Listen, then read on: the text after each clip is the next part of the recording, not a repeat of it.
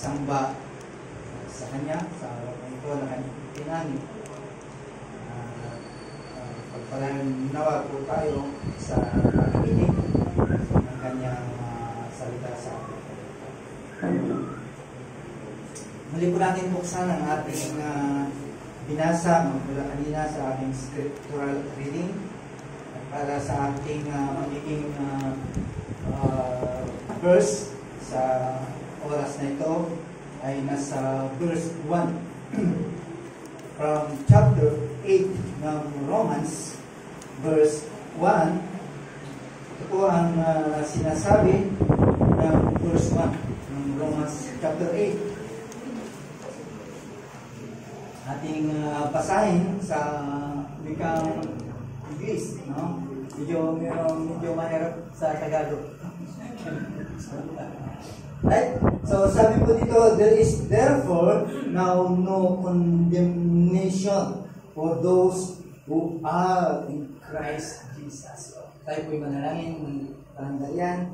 Ngayon po Diyos ay nagpapasalamat sa kapahayagan po ng inyong salita at bumilimos po kami ng biyaya na sana pagpalain po ninyo ang aming mga pandinig at pawin niyo po Diyos ang mga bagay na kung saan ay nagbibigay po sa amin ng hadlang upang sa gayon ay malaya po namin mapakinggan ng merong kasiguruhan, merong kaseryosohan ang iyong salita sa oras po nito. At maraming salamat po Diyos. Muli sa pangalan po ng aming Panginoon Kristo. Amen. Ating tatlong bagay ang ating pag-uusapan sa umaga pong ito. Ating tignan na ito po ay isang pagpapala sa bawat ng kanyang mga anak. Para sa ating introduction, alam po natin na ang paglalakbay ng ating pananampalataya ay merong bagay na dapat po natin tatahakin. Dito sa ating text ay merong katotohanan at ito po ay makapangyarihan na kung saan ay nagdideklara na meron po tayong kalayaan. Ang sabi po ng ating text ay, therefore, there is now no condemnation for those who are in Christ Jesus. So, itong verse po ito ay ito po yung pinakapuso ng gospel kung saan ay nagsasabi that we can stand before God without guilt. Pwede po tayong umarap sa Diyos ng walang guilt or sa Tagalog ay wala po tayong sa Tagalog sabi yun, no?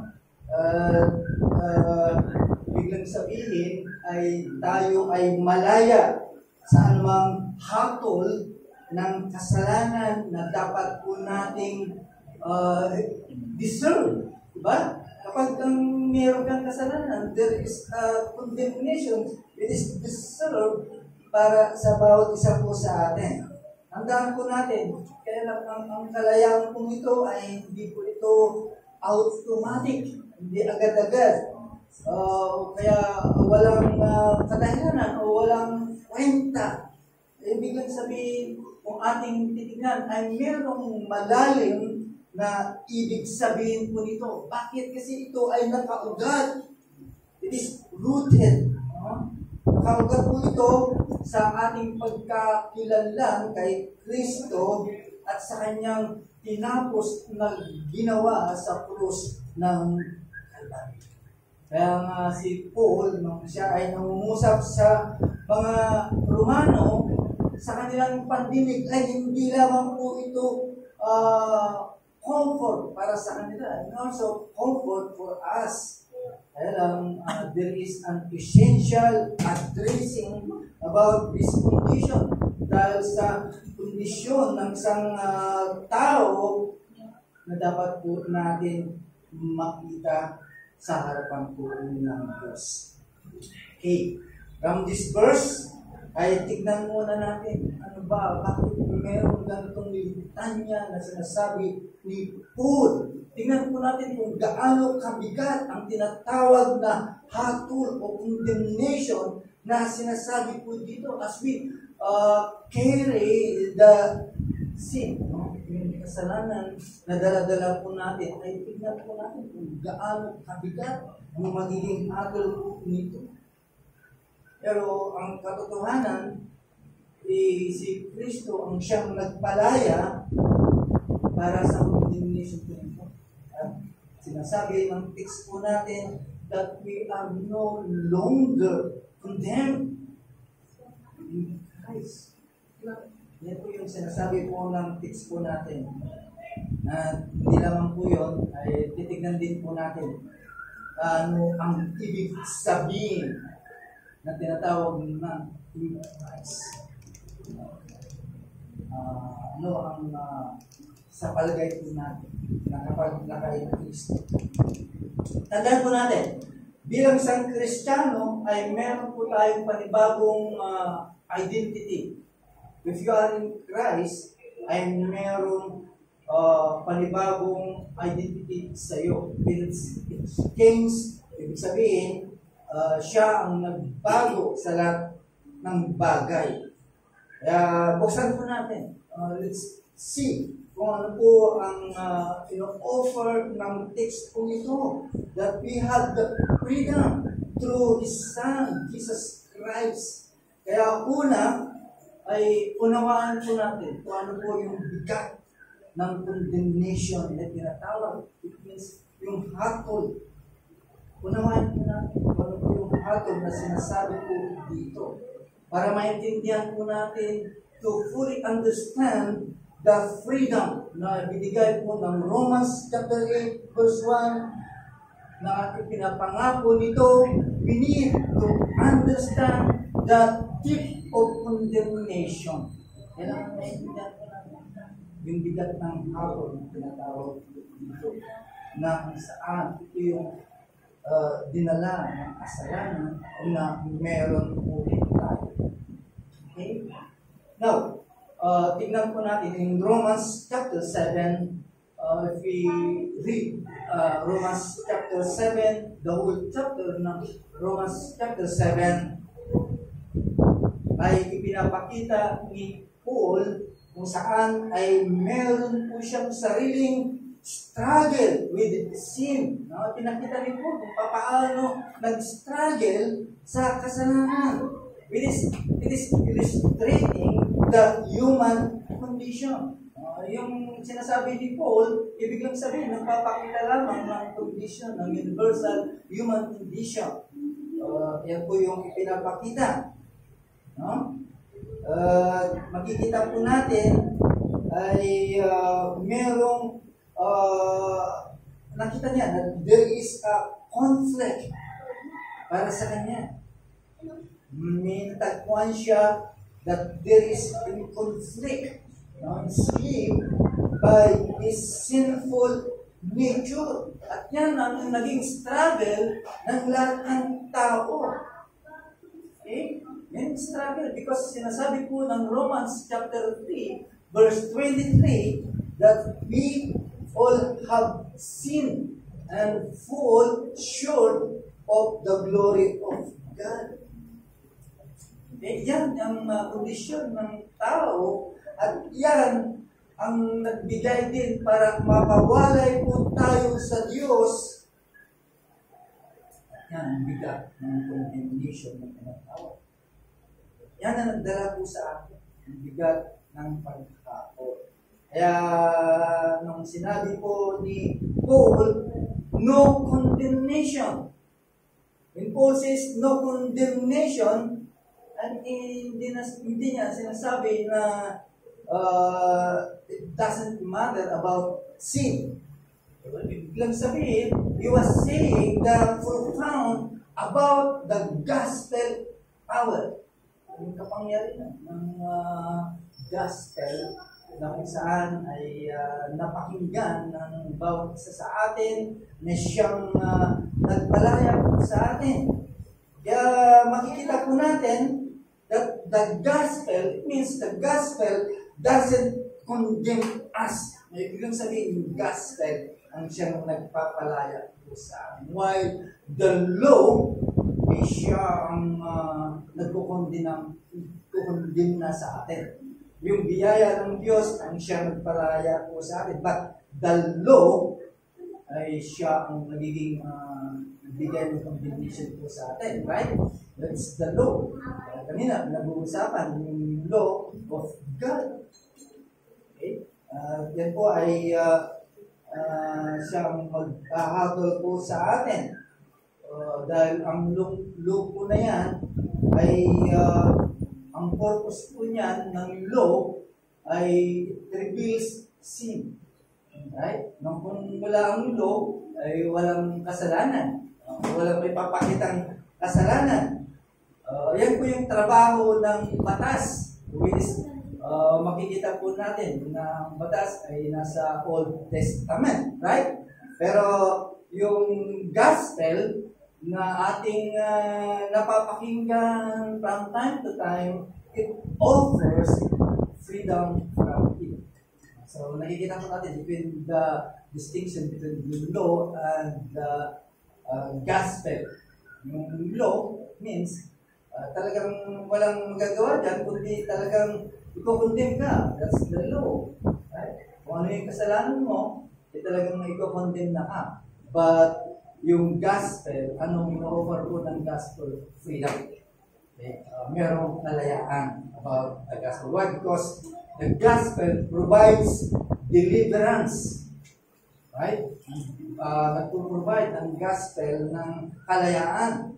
But the law ay nagbibigay po ito ng judgment. Okay? So, it means, instead of condemning us about the gospel, it brings us into a place of grace. Yan ang magbibigay, magdadala sa iyo ng biyaya ng kalayaan. Okay? Nakita po natin yung pagkakaiba po nun. So, ito pa rin, no? Si Paul ay binigyan po niya ng kasagutan. It reinforces this verse in Galatians chapter 3 verse 10. No? Yan po ay sinasabi po dito that it is a warning. Those who rely on the law are under curse. Mga kapatid, kapag ikaw ay nagre-rely ka pa rin sa batas, which is the law, the old law, ay you are under curse. Why? Because no one can fulfill it perfectly. Hindi mo masusunod ang batas. Yung 10 Commandments, hindi natin nasusunod po yun. Kaya once na isa ang hindi mo nasunod po nun, you still under curse. Yan po yung tig ng batas. Why? Because the law exposes our failures. Ini-expose niya lang po yan. But there is no power to save us. Di ba? Walang kapangyarihan na iligtas ka ng batas. Hindi ini-expose lamang yung mga bagay na maling ginagawa po natin. Especially ay kasalanan. At ano magiging hatol po niyan? It leaves us condemned.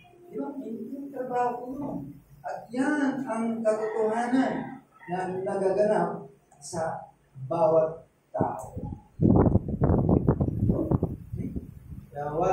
That's why Paul shared those verse, chapter 8, verse 1. At ito po, makikita po natin how Christ delivered us. Paano po tayo pinalaya. That's why Romans chapter 8, verse 1, hindi na ito mababa.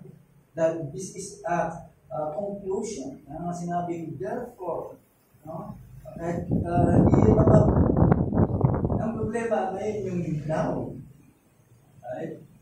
Alam naman po natin na sino man na kay Kristo, ay siguradong ligtas. Pagdating ng ating Panginoon, parang babalik, we all believe na tayo po ay makakasama po niya. Kaya lang, ang problema, now, naman po natin, there is a struggle, right? Bilang mga mananampalataya. Kaya, nakikipagbuno pa rin po tayo sa mga kasalanan. Pangalawa, sa ating pag-uusapan, yung pagpapalayag katotohanan from condemnation. Ano po tayo napalaya sa condemnation? Sa gitna ng pagkikibaka po natin sa kasalanan, Romans chapter 8, verse 1, ano niyo po ito, breaks, no? Ibig sabihin, binasa. Binasa through the powerful declaration of hope. Right? So, therefore again, there is now no condemnation for those who are in Christ Jesus. Alam nyo, these words are very comforting. No? Very comforting po sa akin. They are revolutionary words. Ang Romans chapter 8. In Christ, we are released from the penalty of sin. Bakit? Kasi siya mismo ay dinala po niya ang kaparusahan ng mga kasalanan na meron po tayo in our behalf. Siya ang nagdusa sa mga kasalanan po natin na kung saan ay tinapos po mga kapatid. This is very comforting. That's why ang ating Panginoon i-emphasize in John chapter 3 verse 7-10, sinasabi po doon, for God did not send His Son. No? Pinadala niya ang kanyang anak para hindi i-condemn ang mundo, but to save the world through Him. Kaya dumating ang ating Panginoon, not to judge, but to offer salvation.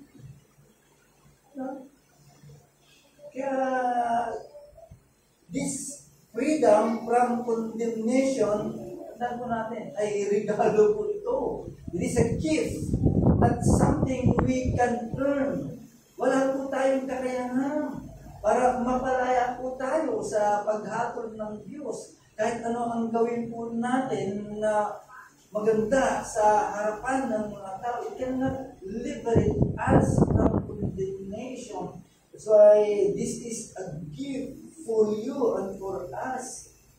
Kaya sinasabi po ng Ephesians chapter 2 verse 8 and 9. At alam po natin that we are saved by grace through faith. So it means Christ's righteousness covers us. We can now stand before God justified. Pwede ka nang marap sa Diyos na mayroong justification.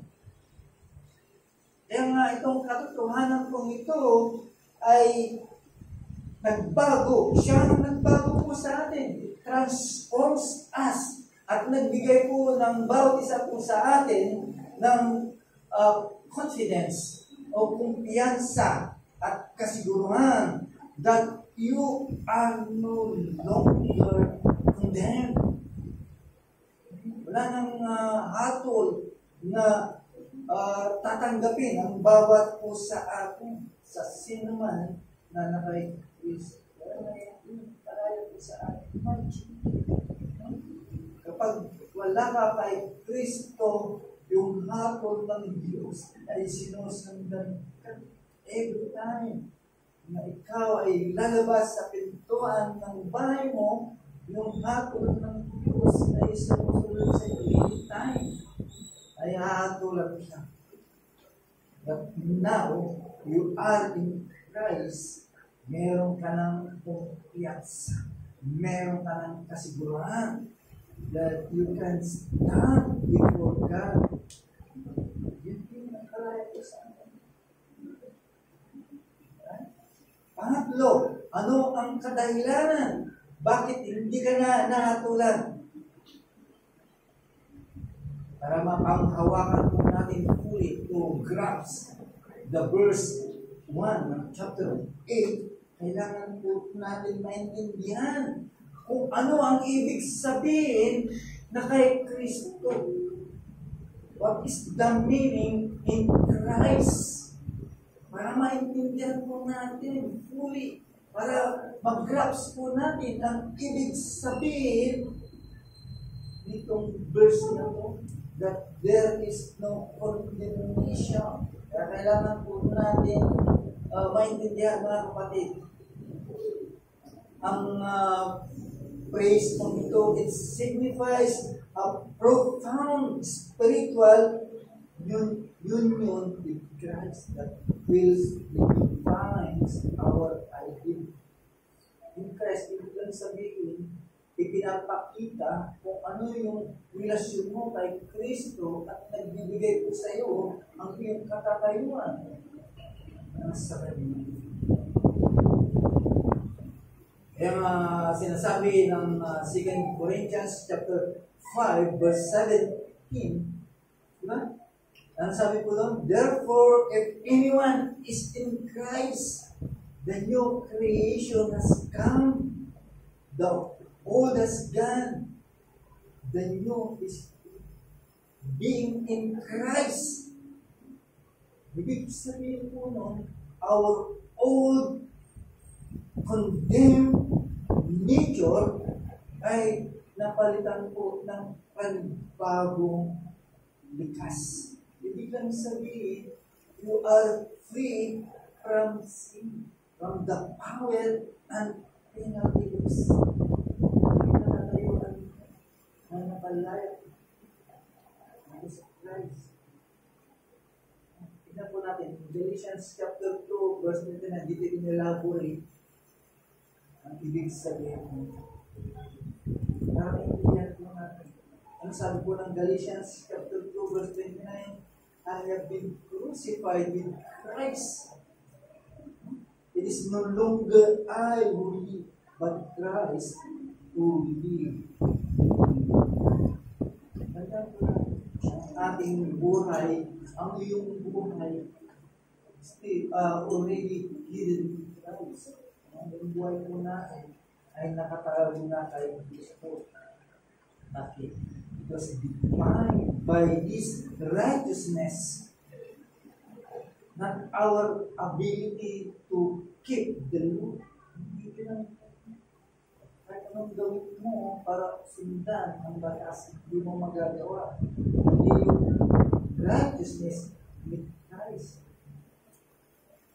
Kaya yan po yung bibigay po sa atin ng assurance, your identity with Christ. Yan po yung assurance po natin. Instead of being condemned by the law, we are embraced by Christ's finished work.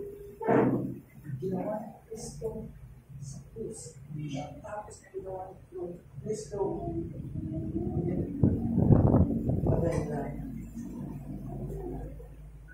Mga kapatid, ang Romans chapter 8 verse 1, it is a powerful declaration of freedom for those who are in Christ. Declaration, pangyayang declaration ng kalayaan sa lahat ng kay Kristo. Despite of our sin, despite of our failures, despite of everything, that's why God's grace is more than sufficient. That's why in Christ there was forgiveness. In Christ we are forgiven. In Christ we are restored. In Christ we have a given identity, free from condemnation. Yung tatak mo, that you are free in condemnations. That's why, kalayaan po nito ay panawagan po sa atin to live boldly. Malaya ka na, pwede mong isigaw. Pwede mong isigaw sa sanlibutan na pinalaya ka na ni Kristo sa kasalanan dahil sa kanyang ginawa sa krus ng Kalbaryo. Hindi ka na alipin para matakot ka o magkaroon ka ng guilt. As a Christian, as a believer, you are now a children of God. Ito yung another identity para sa atin. No? Sabagay, lahat ay gusto tawagin na anak ng Diyos. Anong dahilan mo? Bakit gusto mong tawagin ka anak ng Diyos? For us, alam po natin, bakit napabilang po tayo? Diba? Okay, pwede kong sabihin po yun. But wala po sa iyo yung kalayaan ng kapangyarihan ng kasalanan. Wala yung sa iyo yung kalayaan o takot sa kasalanan. Pero pag ikaw ay nakay Kristo, alam mo na meron ka na ng kalayaan. Kaya na mga Kristiyano, hindi ka walk in victory. In Christ, victory. Diba? Yung sinasabi ko ng Romans chapter 8, verse 15, 17. Bababa ka lang, makikita mo po yung lahat ng buong ng nakay Kristo. Kaya tandaan po natin mga kapatid, as we go for this day, our day, dapat itong mensahe na ito ay magkaroon po ng kadahilanan sa ating mga puso. Kaya masaya ka. Okay? Masaya ka na dala-dala mo po yan at magkaroon ka ng pag-asa na ito po ay may bahagi din po sa mga tao, those who are burdened of guilt and sin. We can share all things.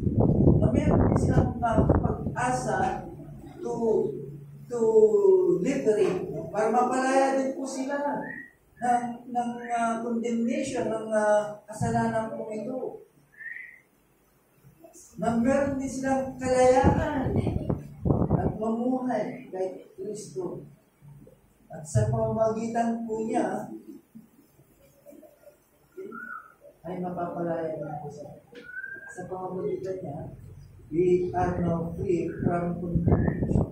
Hindi lang po yun, but we empowered to live as God's beloved son. Kaya kung meron nagpapalaya sa God, meron ka ng kalayaan at meron kang kapangyarihan to live as God, beloved children. Okay? Secure in His grace and love.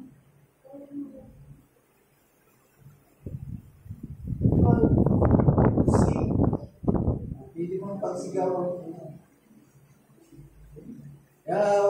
Ikaw, ay pwede ka ng mamuhay na merong kalayaan na pwede mong isigaw.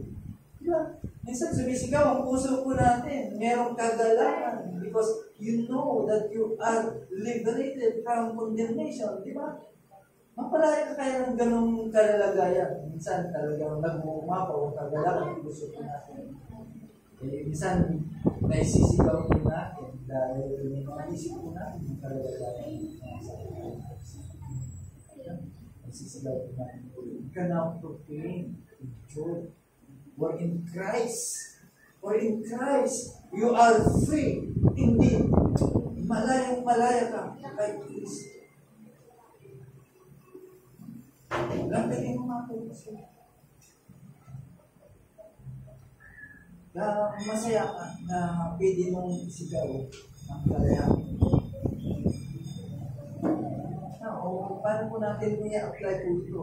Yung freedom in Christ na sinasabi po ng Romans chapter mga kapatid, embrace freedom from guilt and shame. Sabihin mo, malaya na ako sa kapamakan, sa hatol at kahiyan. Why? Because Romans chapter 8 verse 1 assures us that there is no condemnation sa lahat ng mga mananampalataya, sa lahat ng gustong maniwala kay Kristo. At yan ang nagpapatunay na ikaw ay malaya sa hatol sa lahat ng mga kasalanan. Sa lahat ng mga kasalanan nangyari o nagawa ko na. By people convicted by the Holy Spirit, kapag ang isang tao na nakapakinig ng ganitong kalayaan o mga sermon, ang banal na espiritu ay siya ang nag-lead sa kanya to repent. Kaya ito rin po ang nag-lead po sa akin from repentance. Okay? Kasi ang tool ng kaaway o ano naman po natin, sinagkaway po natin, ay ang kanyang laging iniisip, sinasabi sa iyo, ay shame and guilt. Po yung tool ng kaaway to be burden. Diba? Yan lagi ang binubulong ng kaaway sa iyo para ikaw naman ay mag-burden, mabigatan.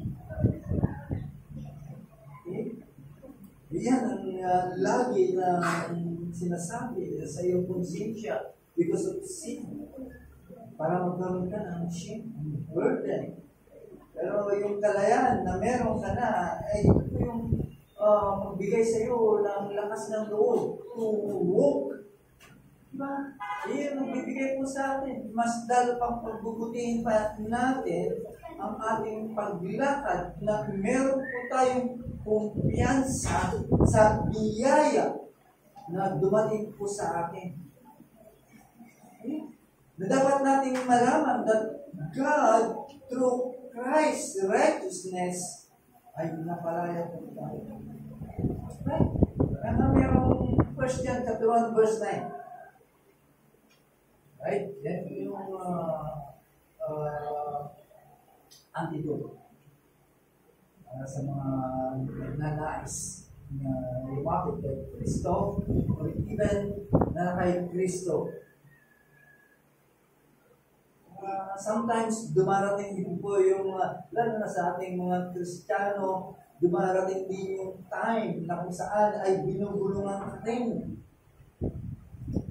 na nasa iyo pa yung bigat ng kasalanan at trouble at minsan ay yan din ang nagbibigay sa iyo para mag-down ka, para bumagsak ka. Right? Hindi po natin sinasabi na after your conversion, o medyo magal ka na, kung wala nang dumarating sa iyo na gulong para sa kaaway, minsan dumarating po yun na hindi ikaw ay nasakot ka pa, nasa hatol ka pa rin. When it comes time at dumating sa iyo po yun, again, balikan mo ang Romans chapter 8. You have to meditate Romans chapter 8 verse 1. Okay? Dahil ang conclusion po no, therefore, no, inalaya ka na. Wala na sa ako. So, from time to time, meditate on God's Word. Isipin mo, meditate mo ang pagpapatawad ng Diyos sa iyo. At yan ang magre-remind po sa atin araw-araw sa katotohanan ng Diyos. Mga kapatid, reject the self-reliance. Huwag tayong manangan sa ating kakayahan, kundi manangan po tayo kay Kristo. Ang kabutihan ni Kristo. That's why, again, Romans chapter 8, verse 1 reminds us that our justification is not based on our works. Hindi nakasalalay sa anumang gawa mo, kundi nakasalalay sa Christ righteousness. Dahil ang bago. Okay? Where you want to try to earn God's approval sa iyong pagsisikap mo, it leads only to frustration. Hindi tinatawag ka para manangan sa tinapos ng Kristo. Kaya bilang hindi kay Kristo ano yung ginawa niya sa kanyang finished work. We are called to rest in Christ finished work. Kaya iwanan po natin our performance based. Kasi sometimes yung sumasali sa isip ko natin, hindi kagagawang ko ito, kaya ako ay tumatawa at pinalaya. No. Sometimes sumasali sa isip ko natin po yun. Kaya once na dumating po yun sa iyong sarili, tandaan mo, mga kapatid, yung standing with God, yung katayuan mo sa Diyos ay nakadepende kay Kristo. Not our own perfection or our own neighbor. Kay Kristo. Kaya hanggang po sa bawat isa po sa atin, lumakad ka na merong kumpiyansa sa iyong panibagong identity. You know, what's your identity? You are now in Christ. Being in Christ. Okay? Being in Christ, we are a new creation. So, ibig lang sabihin, yung lumang buhay mo, yung kasalanan mo, ay napalitan na. Condemnation ay napalitan na po ng pananampalataya at kapayapaan at kagalakan. Meron ka ng kapangyarihan na lumakad, mamuhay, na merong kadahilanan at merong kapahayagan. Okay? Kapahayagan ay nakayagos. Sana ay makatulad po sa atin yung ating kalayaan sa ating pang-araw-araw na buhay na siyang magbibigay sa atin ng pag-asa para nasa mga paligid nito. Ito ang pag-asa sa paligid po natin. Depend on your share sa pagbahagi mo sa atin. Mayroong kalayaan na kay Kristo ang kalayaan because people seeking, always seeking, asking, paano sila magmalaya? That's the big problem. Sa libutan ngayon. Kaya marami silang sinasalihan. Marami silang pinupuntahan para magkaroon sila ng kalaya. Because they are burdened. They burdened about no, it's time para sa atin to share with it. There is freedom from Christ. Freedom. There is eternal life. Sana magbigay po ito sa atin ng encouragement para may bahagi din po na dala-dala po ng kalayaan na bigay sa iyo ay malang kay Kristo. Yan, sana ang bigay ng ating kalakasan o ng bahagi po. Tayo mo. O O Diyos, kami po ay nagpapasalamat sa kapahayagan ng iyong mga salita sa oras na ito. Salamat po sapagkat kami po ay malaya na sa kaparusahan at kapangyarihan ng kasalanan. Alam po namin, Lord, na ang kasalanan ay naging struggle po namin from time to time. But we have the power para ito ay maiwasan. So we are now in Christ. But those who have not in Christ, sa papahayagan ng mensaheng ito, ay nagbigay din po sa kanila ng hamon upang tanggapin ang mensaheng ito sa mga naghahanap ng kalayaan sa bigat ng kasalanan at sa kaparusahan ng kasalanan. Para tignan na kung sino ang magpapalayo po sa kanila. At yan po ay si Kristo. Ang kanyang tinapos na ginawa sa krus. Ikanan. Wala sila na kaya. Para sila po ay mapalayo sa kabigat ng kaparusahan. Masalamat po Diyos sa mensahe na may magkaroon ng kumpiyansa sa mga tao na sa paligid natin. Sana Lord ay magkaroon kami ng courage upang iparang po sa amin. There is hope. There is joy in Christ Jesus. Ito po ang ilan sa pangalan ng Jesus.